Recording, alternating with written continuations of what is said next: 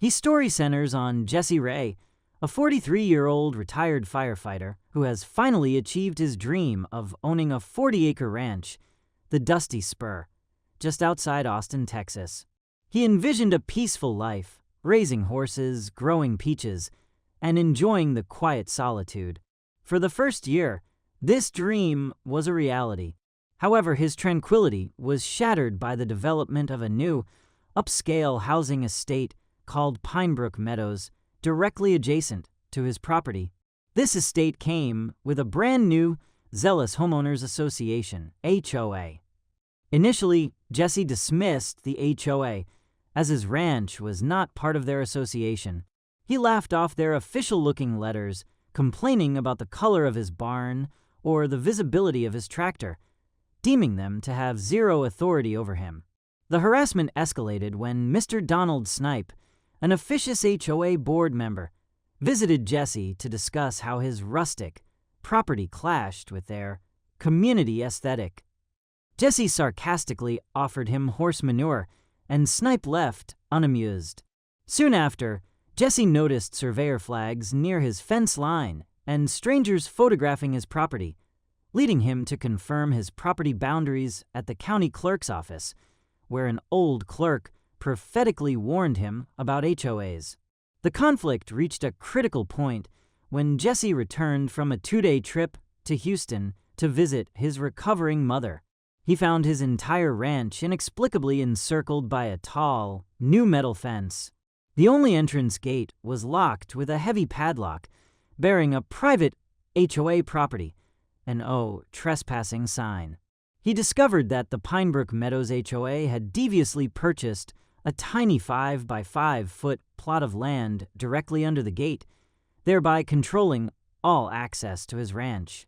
Instead of an immediate outburst, Jesse opted for a strategic countermove. He contacted his friend Darnell, the real estate agent to whom he'd done a significant favor years prior.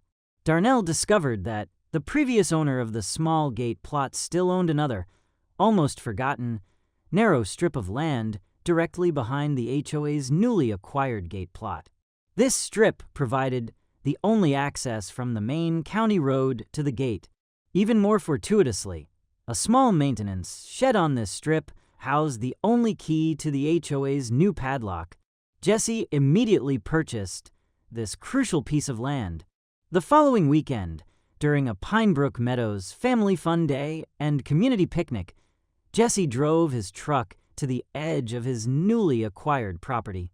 He calmly hammered in a large "No Trespassing" private property J. Ray sign. When Donald Snipe confronted him, Jesse presented him with the deed to the land under and behind the gate. He then produced the key, unlocked the gate, and drove onto his ranch, leaving Snipe and the HOA members stunned. The HOA, however, did not concede. The next morning, Snipe, accompanied by other HOA members and their legal counsel, Beatrix Langford, arrived at Jesse's ranch. They served him notice, claiming his ranch was now internal community green space, as it was within their secured perimeter, the fence they built, and that they had petitioned the county to reclassify his land, which would subject him to all HOA rules. Jesse immediately called his cousin, Travis Ray, a formidable land use attorney.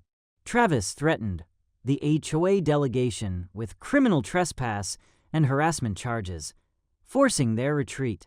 Sheriff Daniels, an old friend of Jesse's, informed him that the HOA had filed a complaint, ludicrously accusing Jesse of planning to start a sovereign ranch state. The harassment continued. One night, Jesse found men digging a trench on his newly acquired access strip, attempting to create an alternative entrance. He filmed them with his drone, but it was shot down by a rifle shot, though he saved the footage. The next day, the HOA began paving a road through this same access strip, with Beatrix Langford smugly observing. Jesse contacted Barry McDougal, a county zoning inspector he had once rescued.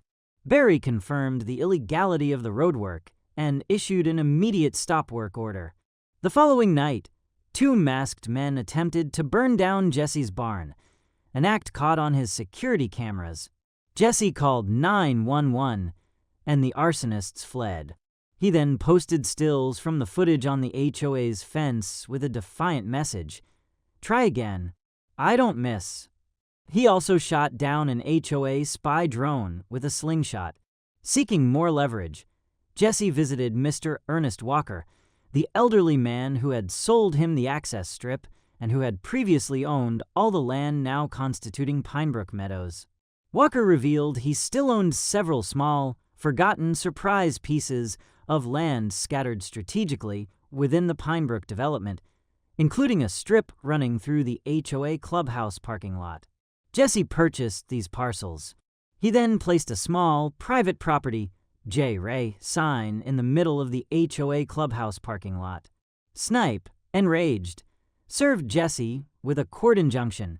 The HOA retaliated by filing an emergency motion with the county court to seize temporary control of Jesse's ranch, citing fabricated public nuisance and safety violations.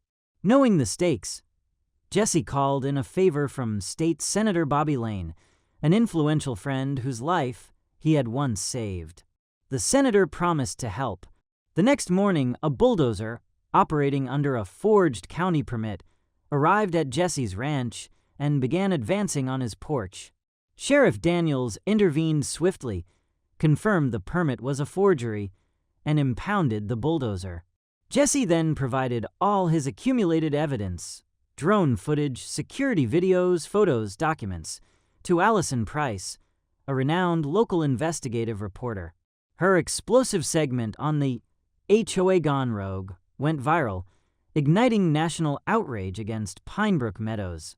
The HOA, panicking, attempted a fraudulent foreclosure on Jesse's ranch, which he owned outright, citing absurd fines like excessive fence shadow encroachment and sunlight reflection off barn roof. A judge quickly issued a cease and desist order against the HOA. The night before the crucial court hearing, Jesse's power line was cut. Later that night, Beatrix Langford, the HOA's lawyer, secretly approached Jesse. Disgusted by her employer's criminal tactics, she handed him a flash drive containing internal HOA communications, emails, and documents proving their conspiracy, including plans for the illegal road, the fraudulent foreclosure, and even instructions to destroy his barn. The next day in court, Travis Ray systematically presented the damning evidence, culminating with the contents of Langford's flash drive and the revelation that Jesse now legally owned the land beneath the HOA's headquarters. Judge Carol Ames, appalled by the HOA's actions, ruled entirely in Jesse's favor. She dismissed all claims against him, fined Pinebrook Meadows $500,000 in damages, and ordered a full investigation by the district attorney's office.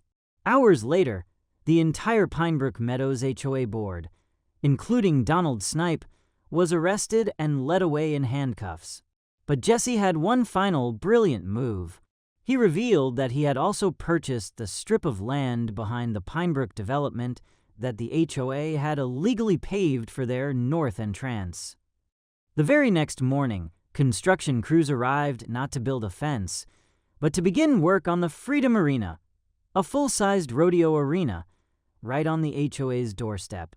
The Freedom Arena quickly became a beloved community hub, hosting rodeos, dances, and cookouts, bringing unexpected life and joy to the area. Several months later, the new interim president of the Pinebrook Meadows, HOA, wrote Jesse a sincere letter of apology, acknowledging the positive impact the arena had brought to the community and thanking him for reminding them what true community spirit meant. Jesse smiled, filed the letter away, and continued to live freely on his ranch, the man they tried to fence in having ultimately fenced them in with his audacity and a spirit of joyful defiance.